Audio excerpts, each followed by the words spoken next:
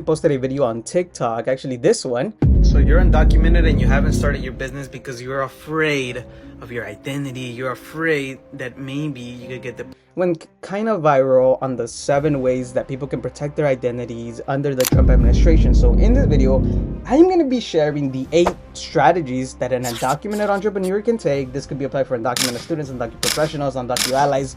Go ahead and share this video if you find it helpful. And just remember, if you're watching it on YouTube, go ahead and hit the subscribe button. And if you're watching it on Spotify or Apple Podcasts, go ahead and give it a rating. Okay, give me one of those stars. All right, I'm trying to get to 100.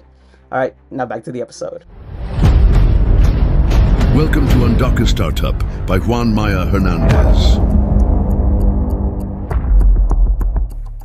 Right, so starting out with the first strategy that you can use to protect your identity. The first one is to get an EIN. So an EIN stands for an employer identification number.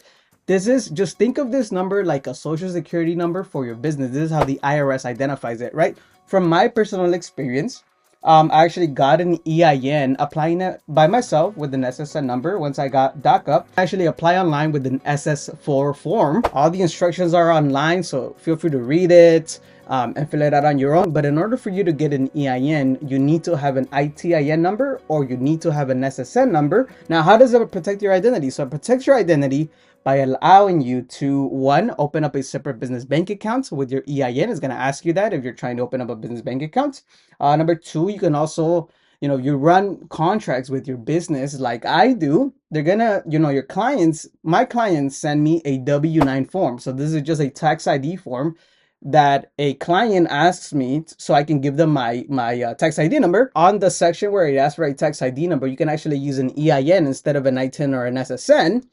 So again, providing more identity protection, so like that you don't have to share your ITIN, you don't have to share your SSN. Now strategy number dos is to legalize your business or use a different name for your business. So for example, right, when you legalize your business, you could do different business structures. The 2 main ones you should really think about, but a sole proprietorship is good, or an LLC. Now, if you get a sole proprietorship, when you set up your company as a sole proprietorship, you're gonna get set up under your own name, right? So one of the ways that you can actually mitigate this is you can get a doing business as or a fictitious business name to conduct business under a different name. So if I'm starting a photography business, I can get a DBA under Headshots on the Go, which was actually my first company, right? Now, if you set up an LLC, you can actually name that LLC with something other than your name. So today I do have a LLC, it's called Prepare LLC, and I was able to choose that name. This is great because it protects your name from the public and you're able to conduct business without sharing your name.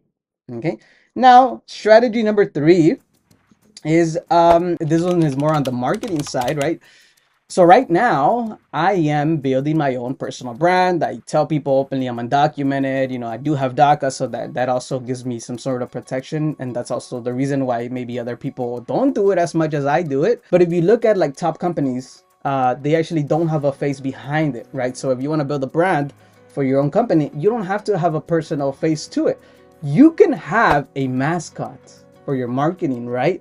When you think of Disney, what comes to mind, right? Mickey Mouse, right? When you think of Disneyland, you think of Mickey Mouse, and that's the whole brand is in the shape of the brand. There's even a roller coaster named after Mickey Mouse, right? Strategy number 4 is set up your business. If you're working from home, this is specifically if you're working from home, you're doing a business from home, is to set up a virtual business address. All right, so let me explain what this is. And these are actual physical addresses depending on where you're located. But for me, for example, I recently set up a virtual business address. But to set up a virtual business address, all you really need to have is to go to these websites, iPostal, or go to the website Anytime Mailbox.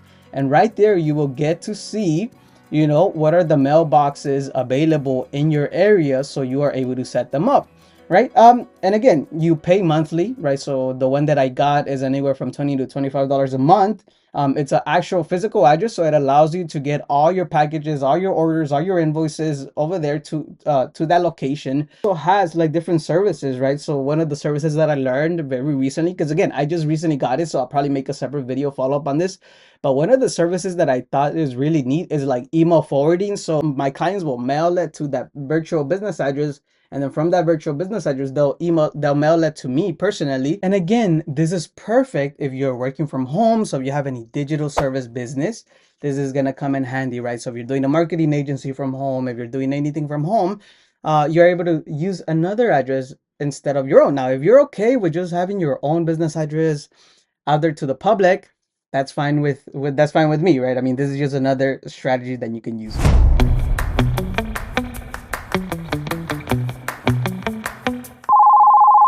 Interrupt your video to answer questions that I've been receiving on my social media accounts or even on my on my comments. And today we're going to be answering this question. You can't really see it, but I'm gonna put it on the screen, and it says, remove yourself, better yet, get documents. Okay, this was 5 months ago, by the way. Okay, and I said, what? He said, yes. I said, okay, I'll do it. And then he said, just removing this post will suffice. And I said, have a great day, my friend. All right. This is just a note to everybody comments, that comments anything about deportation, talks anything about being illegal, whatever. And people saying like, why didn't you get documents? Trust me, if I knew how to do it and if it was really easy, if it was in my control, I would have already done it. Okay, so just answering that question really quickly. And also to say that thank you so much for your comments. It really helps the algorithm. It doesn't affect me at all. I've gone through worse things in my life. And yeah, that's pretty much it. But thank you all so much for joining this little segment of my podcast. And just remember that if you have any questions that you want me to answer, DM me on Instagram, DM me on TikTok, comment them down below, and I will answer them in a future episode. Now back to the episode. All right, strategy number 5. Strategy number 5 is to register your business under a registered agent. So what does this mean? All right, so when you set up a company, especially an LLC, a corporation, you're gonna need somebody to get legal documents on your behalf. All right, so when I set up my LLC, I didn't do this on my own, right? I was able to go on this website, legalzoom.com, and they were the ones that helped me file all the paperwork. They are the ones that notify me of my business, if it's in good compliance, what do I need to do, when are the taxes due, etc. Right? So if you set up a company using a registered agent, that means that when your company is looked online, because actually, you can, on the Secretary of State website, you can look at all the different companies and the names of the registered agents there. But if you have a registered agent like a LegalZoom, their name, the name of that company is going to show up instead of your name. So that gives you another form of, identity protection. Strategy number 6 is a worker cooperative. One of the ways that you can also protect your identity if you're going into entrepreneurship is starting a worker cooperative with some of your friends. So how does this work? So a worker cooperative is ultimately a business that is owned by, let's say you and your 5 buddies are creating a company. All of your 5 buddies can become owners of the company, but let's say you get $5,000 into the company and there's 5 of you. That $5,000 is going to go to the business bank of that company. And then from those $5,000 after taxes, they're going to distribute, after taxes and expenses, they're going to distribute the money individually. Every individual person is going to be able to pay their own taxes on their own. And it protects your identity because you're using the company again instead of your own name, right? So you're using a company. Let's say it was Tutoring LLC. You can use that Tutoring LLC to get paid, so your name is not associated with it. Strategy number 7 to protect your identity is to use a secondary phone number. And this is actually a great way that I didn't think about it, right? Like, I think this first year when I did my business, I was giving my number out to different people.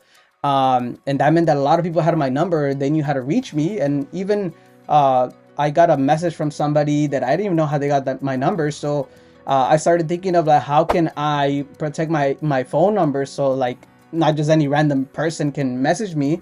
And the way to do that is to get a secondary phone number, right? So you could either get a burner phone number prepaid, or what I started doing most recently, and what I'm going to do this year is there's actually applications online on the App Store. If you have an Android, I'm sure on the Android store as well.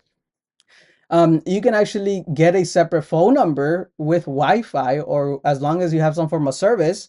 And then you can connect with clients, you can connect with other people, you could actually even get a SIM card on it. So again, another layer of protection where even though it is connected to maybe your email or whatever, you're having a separate phone number, so no one actually has your personal phone number. So I think that's pretty neat. And now the last and final way that you can protect your identity is to use a separate business email for your business. So how do you do this? There's two ways. The first way that I've done this is I went on Google email, created a new user, completely new email. It doesn't even have to be a business email, but you can just name it first name prepare last name web at gmail.com, and that's how I was able to have my first like business email, and I had to pay anything. Now the second way that I recommend, but it is more costly, is to have a domain connected to that, right? So for example, if you have a website, your website URL, a domain is just the URL. So for example, my domain of my company is www.preparebiz.com. Now that exact domain, I pay for it every year, but you can actually create a Gmail account, a business Gmail account that has jmeyerhearn at preparebiz.com, and that's the second way that you can have a separate email for your business. Okay, so thank you all so much for joining today's episode of Undocumented Startup. Go ahead and please, share this episode, because I know a lot of people out there are really concerned about their identity, and I'll probably make a part 2, part 3 on maybe other stuff. But again, let me know, comment down below, and share this with a friend. Thank you so much. And as always, be motivated and stay motivated, baby. Bye-bye. Welcome to Undocumented Startup by Juan Maya Hernandez.